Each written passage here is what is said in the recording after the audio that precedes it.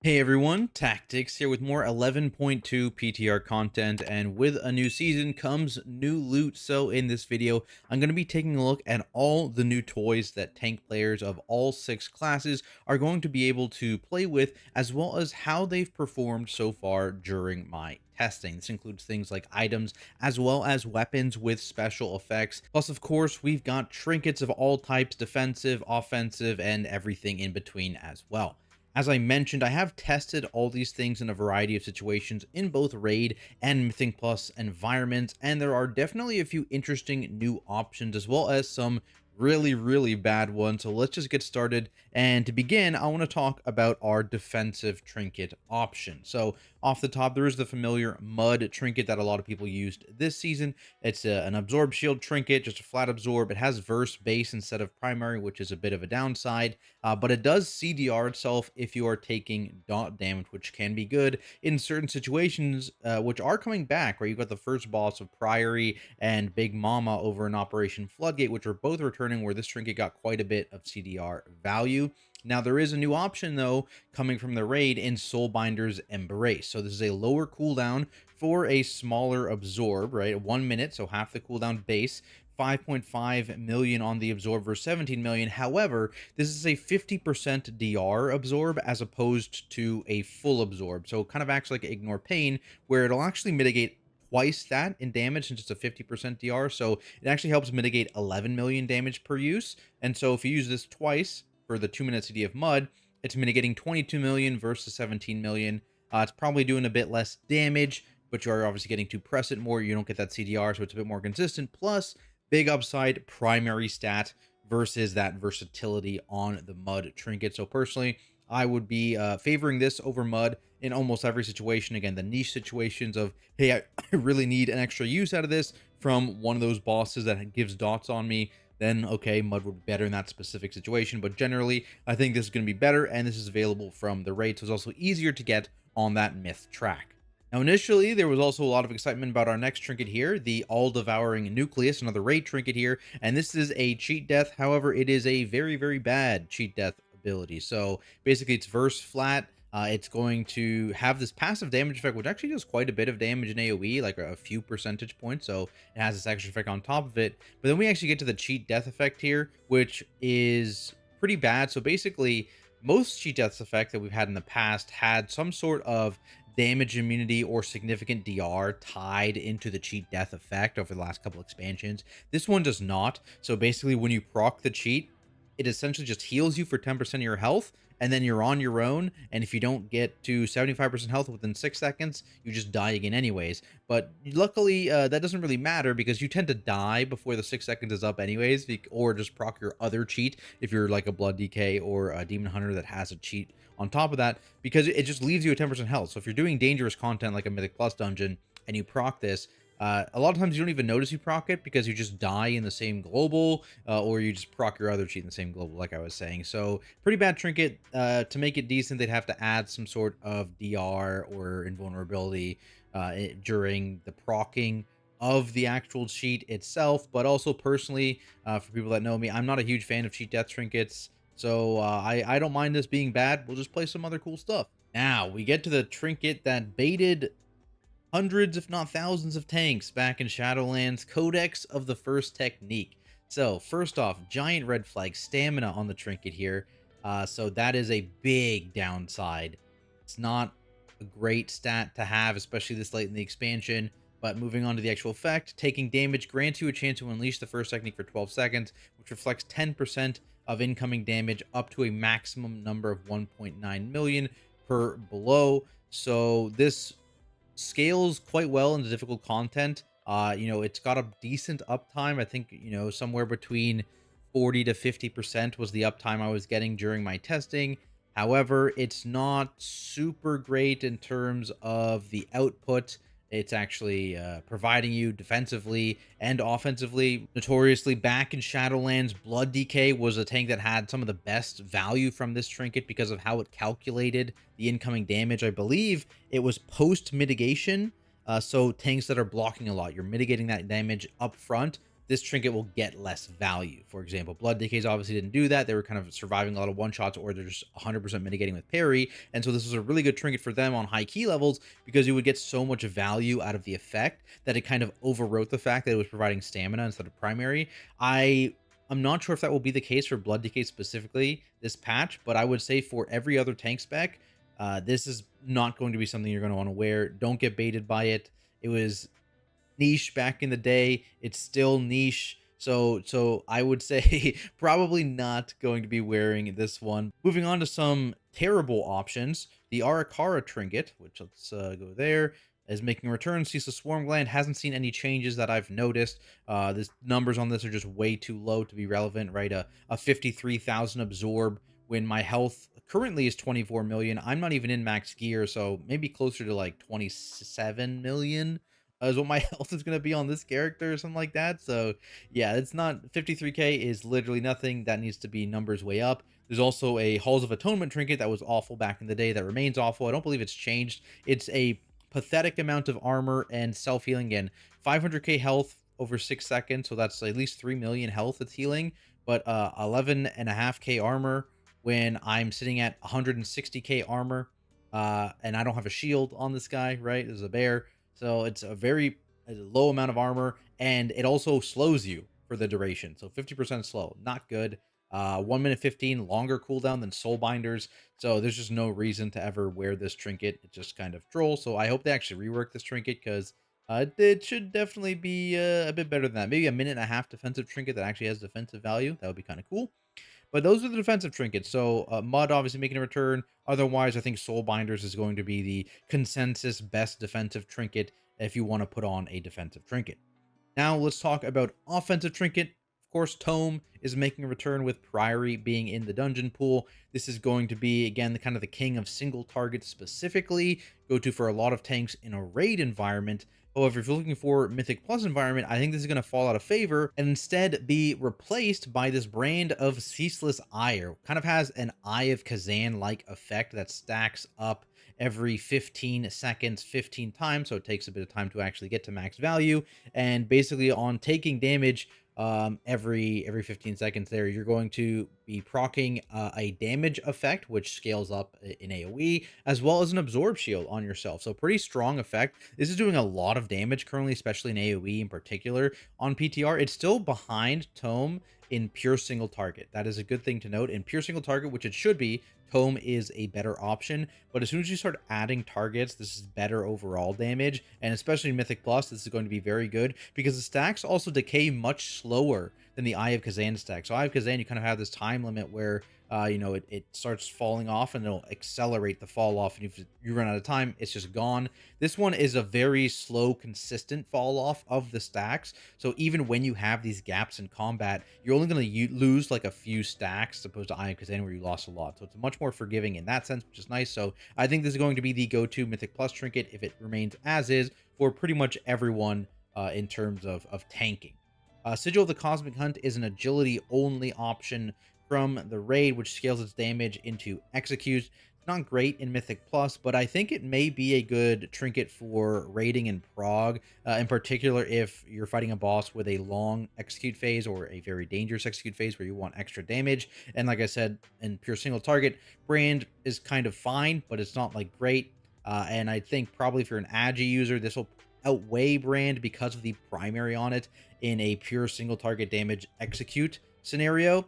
And so that could be a good option for specifically Agi guys. Again, it's hard. It's a much less of your overall damage. If you look at your damage breakdown, like this might be like 7-8%. This might be like 3-4%. But that difference of getting 8,000 agility versus 2,000 crit is very significant for a lot of specs, right? So it is something to keep in mind. You are gaining, 7% agility from this trinket overall, which is it's significant, right? It's something to keep in mind, and a lot of people don't weigh that. Moving on, we have a beacon like trinket. So this is a haste trinket that just is a 2-minute on use, 8.5 million, just a big old cosmic hit, and scales up based on target count, as you can see. Split damage with the minus 33% aura on tanks and healers. I don't really expect tanks and healers to be using this trinket here, but it is the biggest individual hit trinket of the season, so figured I would include it. Then we've got the passive stat trinkets. Of course, Arakara, as we mentioned, is coming back. So you do have that egg for haste enjoyers, but really just anyone who likes primary stat, which is like everyone. It is a bit variable, right? It's a bit inconsistent. Sometimes you high roll, you get like 6 stacks and you're feeling great. You have a ton of primary. Sometimes you low roll, you hang out around 1 to 2 stacks, you feel a little sad. So that is something to keep in mind because C4 and Pacemaker is also returning, and this was like the definition of consistent. Every 1 minute, you would get 30 seconds of this crit buff like clockwork, right? It was super, super easy to maximum extend this crit buff, and it obviously just procs every minute automatically. So if you're a crit enjoyer, if you just want something consistent, Pacemaker is still around. It's still going to be king. It is a bit awkward though for specs that are on like a 90-second to 100-second cadence because your cooldowns kind of stop lining up with it after the initial one, right? So I can see potentially moving away from that if you're one of those specs. There's also another crit trinket available this tier from the raid, Astral Antenna. It's for crit enjoyers that don't want consistency and instead want to gamble. Again, this is a proc trinket, less consistent, but can actually overlap. So if you RNG into, 2 procs of a crit buff here in your cooldowns, you're insane. You're popping off. Do you want to gamble as a tank? Probably not, but it is an option. And the big thing too, again, this was from like the second boss in the raid. So super easy, potentially even puggable to get this on the myth track. So potentially this on the myth track versus a pacemaker on the hero track. You might take this long term. This I'd probably weigh the pacemaker higher than the Astral Antenna, but something that can kind of hold you off until you actually get that pacemaker. Moving on to other stat sticks, the return of Tazavesh means the return of Solea's secret technique. This is a variable stat stick trinket, so you get to pick basically, assuming you have someone in your group that has a stat you want, just gives you their highest stat, and then it also gives them a bit of stat as well. So if you look at the actual weighting of this, it's actually more than half of a pacemaker. The difference is, of course, you're not getting half of a pacemaker. You're getting slightly less than half of a pacemaker for 100% uptime, but you're giving stat to someone else. So I would not be surprised to see, 5-man groups having 5 of these on to spread out these bonus stats across the entire group. Downside, again, in a 5-man group, you need to have someone that has a stat that you want, but assuming that's true, or even in a raid environment where it's almost 99% true, this is a pretty nice stat. Just gives you whatever stat you want in that situation, which is pretty good. Just 100% consistent, just a decent amount of stats. One thing to keep in mind is a 30-minute buff. As you can see, the effect, you do have to use this like before a key or a boss fight or whatever. A lot of people forgot to reapply it. I think there was like a weak aura floating around, so you will want to make sure to grab that if you are using this trinket. Then we have the Dawnbreaker trinkets for Agi and Strength, respectively. Both fine. The randomness or the haste one specifically, both kind of mediocre though. You'll take it and you'll use it until you get something better. But these are not trinkets that I think are going to be sought out by anyone. Then we finally have the last set of trinkets, which are the on-use stat trinkets. So to start off, we have a pretty interesting one, an Unyielding Nether Prism. Essentially, this is Spy Masters from Season 1, but for Strength and Agi users. So you can use this for basically any CD timing that's longer than the 20-second cooldown. Potentially could be good for specs that have a lot of burst in a cooldown window. So think like Sand Lane, Blood Decay, or Druid of the Claw, Guardian will actually be the best for those specs. I don't know. Sims will let us know later on, but though that's where I think this trinket has potential for to be used for tanks. Otherwise, it's probably just going to be a DPS trinket, and I bet a lot of Agi and Strength users are going to be hunting for this trinket next season. For some static on use trinkets, we of course have the Signet of the Priory. This is going to be the flat primary on it, so it's going to be giving secondary, a little bit less powerful on the on use, but that's not necessarily a bad thing because you get the consistency of that primary stat. Plus, it's going to give you your highest secondary stat, right? So you know exactly what you're going to be getting from this. Could be variable value depending on your spec, but generally is probably going to be something pretty good. And this is versus the new 2-minute on use, Araz's Ritual Forge, which is a bunch of crit, and then the on use is a metric ton of agility, but it does decay over the 30-second duration, so it's also a pretty long duration, longer than Signet. But the decay is something to keep in mind. It also costs 15% of your health to use, and so kind of doing the math on this, I think generally I would favor the unyielding nether prism here versus this one if you're 2 minutes back, and even the signet as well. Just because, like, if you're comparing the primary gain, I believe this is like 1,000 primary less that it's giving you for 20 seconds over the 30 seconds. But again, this is decaying and it's costing you 15% of your health. So if you actually look at the net value over the course of the use effect, this is not much lower because it's flat. You're getting that value the entire 20 seconds. It's also got the damage proc on it to kind of make up for this versus this, which has the crit. So it's kind of, it's pretty similar, but in general, I think I'd favor this Nether Prism over Erasmus Ritual Forge. And I think I'd also favor Signet of the Priory. So I doubt you'll see many people using this one, but it is an interesting idea nonetheless. There's also a couple minute-and-a-half trinkets. One of them is not available for testing. It was from Halls of Atonement. I think it's a new kind of rework trinket. So it's this Agi Strength trinket here. You do have to channel for 1 second. So immediately a downside for tanks if you're actively tanking something, especially in Mythic Plus. In Raid, it's not really a big deal, but in Mythic Plus, you're tanking like 10 things. You have to channel.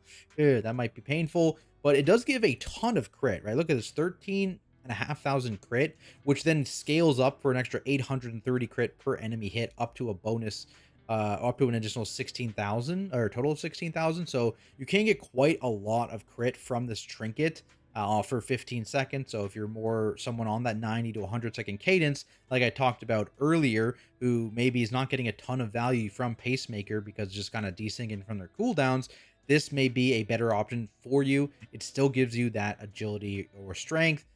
Downside is that channel. So if you're doing Mythic Plus, potentially it's not great, or potentially you have to work around that channel. This one wasn't available for testing yet, so I don't know how much damage it's going to do. I expect it to be pretty low, like probably 1% or lower damage, but still it's a lot of crit and it's on a different cooldown, so potentially useful for certain specs.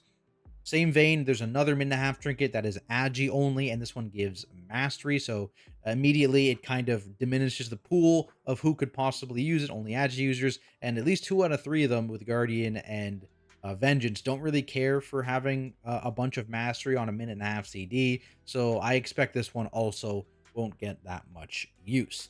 Now let's talk about some of the interesting items that are coming in. Obviously, we do have the new artifact cape, the Reshii wraps. The tank effect for this cape is going to be a chance to create a shield, which is again like an ignore pain story shield similar to Soulbinders. This one is 20% of the damage and it's just under 1 million absorbed.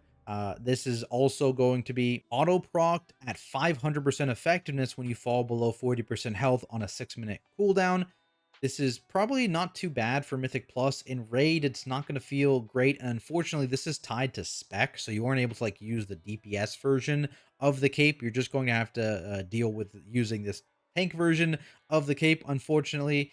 So something to keep in mind there. You are able to eventually put a fiber socket, as you can see there, that text, which allows you to pick whatever secondary stat you want and put that on your cape, so you will get that eventually. But so far, a little sad for tanks that are trying to do a ton of damage. It would be really interesting if they let you pick which cape that you would be allowed to wear, but oh well.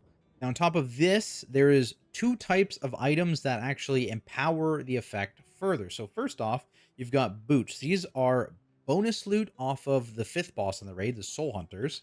So if you go to the raid, sorry, there you go, Mana Forge, Soul Hunters. These guys just drop bonus loot boots, and this will increase the proc rate by 50% on your Reshii Wrap's ability. So again, probably going to be something pretty much all tanks doing Mythic Plus are going to want to wear to pair with their effect because they're a bigger fan of that effect in Mythic Plus. And in Raid, I mean, it'll be fine, but it's not going to be something you're super worried about having, especially once you start getting eye level. Maybe early on in the patch, it could be some value when the proc is actually worthwhile, but later on in the patch, it's probably not going to be something you're super interested in. Similarly, the last boss drops a ring here, high haste, low crit ring, and this causes the powers of your Reshii Wrap also reduce cosmic damage taken by 50% for 20 seconds or until 750k damage has been prevented. So another little absorb shield specifically for cosmic damage. I don't think there's a lot of cosmic damage from the dungeon pool. Potentially Ecodome has some.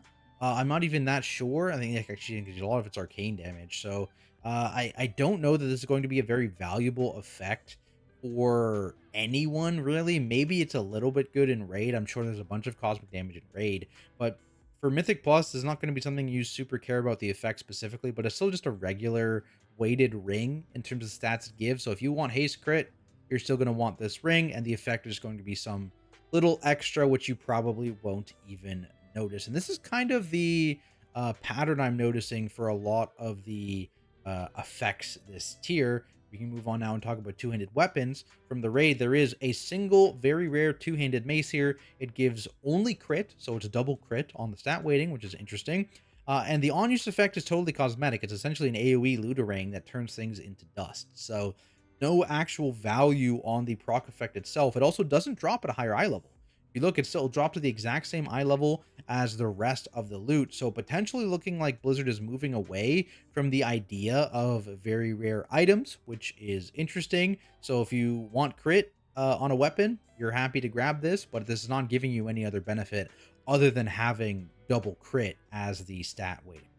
Now, there are two other two-handed weapons specifically that are going to be giving special effects. So we have, of course, the Arakara Staff. Go to Druid. There we go. Harvester's Interdiction here. Relatively minor damage proc. It's just a bonus. It does give Verse Mastery. So I'd actually expect, like Guardian Druids. Maybe Brewmasters will want that. But I think Guardian Druids will be hunting for the new Polearm out of Ecodome Aldani. This one, that is a mixture of crit and haste on it, and it's a 2-minute on use that does a bunch of spell strike damage to enemies in front of you, split between them. So again, both of these effects are pretty minor. You'd probably be happy to get either. The stats depends on what stats you prefer. Maybe Brewmasters want the Arakara one, and maybe Guardians will want this one, but generally you'll probably be happy if you see either of them in your vault as those two specs. All the other tank specs, though, don't have anything interesting, but like I said, I don't think there's a ton of power in these effects, so you're not missing out on too much. But there we have it, guys. As always, I would love to know what you think of all this new loot. Which trinket are you most looking forward to? Let me know down in the comments below. And while you're there, make sure you do subscribe to the channel for more tank, Mythic Plus, and raid guide content. Of course, none of this would be possible without all of my amazing Patreon. So thank you guys so much for the support, and I'll see everyone in the next video.